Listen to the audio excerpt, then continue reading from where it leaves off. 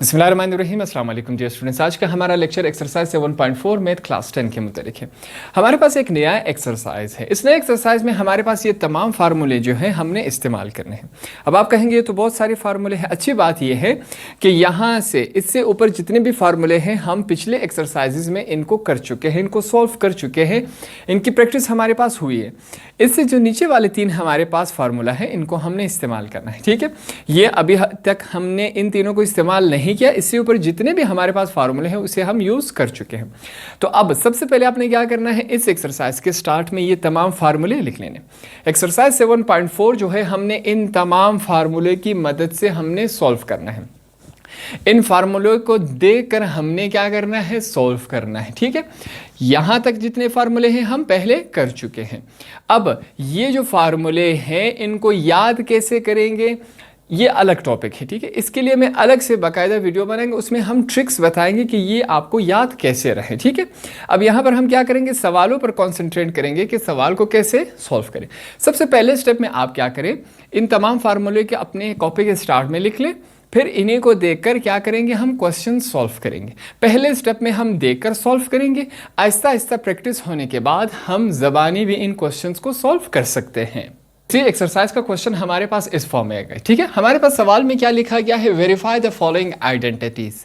अब इस सवाल को ज़रा अगर गौर से देखें, हमारे पास सवाल में एक हिस्सा ये है, इज इक्वल टू के बाद एक हिस्सा दूसरा है। मतलब क्या हुआ कि ये हिस्सा बराबर आना चाहिए इस हिस्से के, या ये हिस्सा बराबर आना चाहिए इस हिस्से के। आसान अल्फाज में समझा सकूँ तो दोनों साइड्स का आंसर सेम आना चाहिए, एक जैसा आना चाहिए। अब इज इक्वल टू के इस तरफ वाले हिस्से को हम लेफ्ट हैंड साइड कहेंगे, इज इक्वल टू के इस तरफ वाले हिस्से को हम राइट हैंड साइड कहेंगे।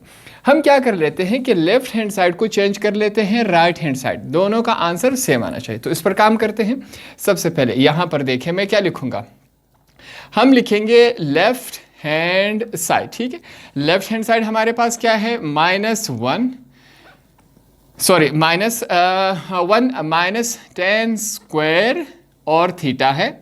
नीचे हमारे पास क्या है, इसको मैं थोड़ा सा सही कर देता हूं इस लाइन को।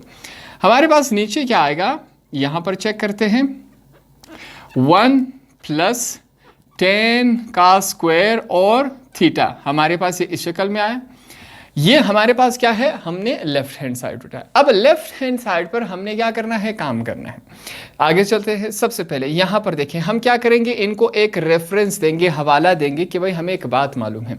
आपने जाना है अपने, हमने जो फार्मूलाज लिखे थे उसकी तरफ जाना है। देखिए वहां पर हमारे पास 1 + 10 स्क्वायर थीटा किसके बराबर था, सेकंड स्क्वायर थीटा इसके बराबर था। ठीक है, अब हम क्या करेंगे, इसकी जगह ये देखें हमने लिखा कि ये हिस्सा इसके बराबर होता, तो इसकी जगह अब हम ये लिखेंगे। हमारे पास फिर से मैं क्या लिखूंगा, लेफ्ट हैंड साइड, ये हमने लिखा। ऊपर हमारे पास क्या है, 1 - 10 स्क्वायर और थीटा है। ठीक है, अब नीचे चलते हैं। नीचे हम क्या करेंगे, 1 + 10 स्क्वायर थीटा किसके बराबर होता है, सेकंड स्क्वायर, तो इसकी जगह हम क्या लिखेंगे, सेकंड स्क्वायर थीटा। ये हमने लिख लिया। यहां तक आपको बात क्लियर हो गई, आसान अल्फाज में मैं समझा रहा हूं। ठीक है, अब नेक्स्ट स्टेप में हम क्या करेंगे, यहां पर थोड़ा सा आपने ध्यान से देना है, आसान अल्फाज में मैं आपको समझा रहा हूं। ये जो सेकंड स्क्वायर है वो इन दोनों का है। ठीक है, अब ये ऊपर वाले जो हैं हमारे पास ये दोनों अलग है। क्यों अलग है, क्योंकि बीच में माइनस का साइन है। 1 एक अलग वैल्यू है, 10 स्क्वायर थीटा एक अलग वैल्यू है। तो जो नीचे वाली वैल्यू है वो दोनों का है, सिर्फ एक का नहीं है। क्या है, दोनों का है। अगर दोनों का है तो मैं अलग अलग करके लिख सकता हूँ। कैसे लिख सकता हूँ, जो नीचे वाली वैल्यू है वो 1 के साथ भी लिखी जा सकती है। ठीक है, बीच में माइनस लगा देंगे और दूसरी वैल्यू के साथ भी लिखा जा सकता है। ठीक है, ये हमने क्या किया, इसको अलग अलग करके लिखा, तो हमारे पास ये इस शक्ल में है।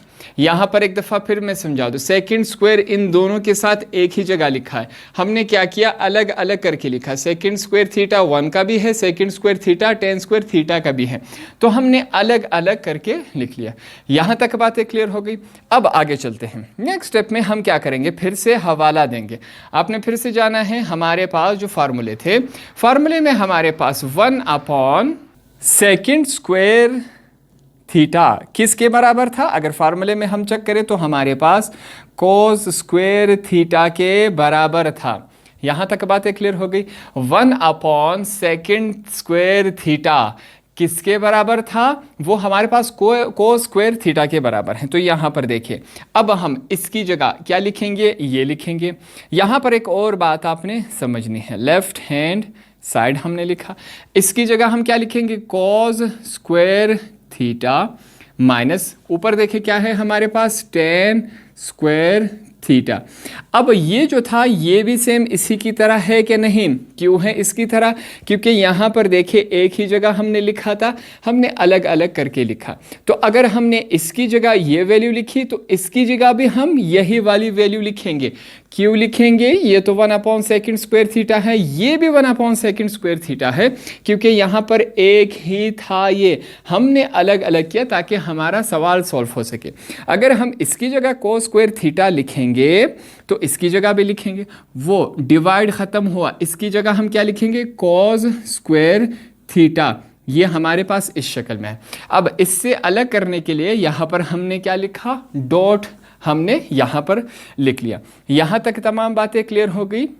अब नेक्स्ट स्टेप में हम क्या करेंगे? फिर से हमने क्या करना है? एक हवाला देना है, रेफरेंस देना है कि हमें एक बात मालूम है। वो बात कौन सी है? कि भाई टेन स्क्वायर थीटा जो है, यहाँ पर मैं इसको थोड़ा सा सही कर लूँ, टेन स्क्वायर थीटा जो है हमारे पास वो किसके बराबर होता है? Sine square theta upon cos square theta. ये हमारे पास इसके बराबर होता है। ये बात आपको क्लियर हो गई। अब टेन स्क्वायर थीटा की जगह हम इसकी वैल्यू लिखेंगे। फार्मूले में जाकर चेक करें, हमारे पास ये इसके बराबर आता है। तो इसकी जगह मैं यही लिखता हूँ। देखिए हमारे पास लेफ्ट हैंड साइड, सबसे पहले हमारे पास क्या है? कॉस स्क्वायर थीटा, ये हमने लिखा, फिर माइनस का साइन है। अब इस वैल्यू की जगह हम ये लिखेंगे, हमारे पास क्या है? Sine square theta upon cos square theta dot है, फिर क्या है? Cos square theta. हमारे पास सिर्फ हमने इसकी जगह इसकी वैल्यू लिख दी, हमारे पास ये इस शक्ल में। अब यहाँ पर देखिए कैंसिलेशन हो रही है। कैंसिलेशन कैसे होगी? ये वाली वैल्यू हम इसके साथ कैंसिल करवा देते हैं, ठीक है। अब देखते हैं हमारे पास क्या है। मैं लिखूंगा यहाँ पर लेफ्ट हैंड साइड, हमारे पास वैल्यूज क्या बची वो लिखेंगे, कॉस स्क्वायर थीटा माइनस लिखेंगे साइन स्क्वायर थीटा। हमारे पास ये रह गया, ठीक है, लेफ्ट हैंड साइड में। अब इसको जब तमाम हमने सॉल्व किया, हमारे पास वैल्यू ये आए। राइट हैंड साइड को देखें तब भी वैल्यू यही है, तो हमने प्रूफ करके दे दिया। हमारा सवाल जो है हमने बिल्कुल सही तरीके से सॉल्व किया कि लेफ्ट हैंड साइड बराबर आना चाहिए राइट हैंड साइड के। अब यहाँ पर देखें, लेफ्ट हैंड साइड का आंसर हमारे पास क्या है? यहाँ पर ब्रैकेट में मैं लिख लेता हूँ, cos square theta minus sine square theta, ठीक है। अब दूसरी तरफ हमारे पास क्या है? राइट हैंड साइड, मैं लिखूंगा राइट हैंड साइड। इसको हमने सॉल्व नहीं किया था, क्या है हमारे पास? कॉस स्क्वायर थीटा माइनस क्या है? Sine square theta. सिंपली हमने यही करना था कि लेफ्ट हैंड साइड का जवाब बराबर आना चाहिए राइट हैंड साइड के। दोनों के आंसर सेम है कि नहीं, तो इस वजह से हमने प्रूफ कर दिया। लास्ट में आप ये लिख सकते हैं कि हेंस प्रूव्ड, हमने भाई प्रूव कर दिया लेफ्ट हैंड साइड का आंसर बराबर आया राइट हैंड साइड के।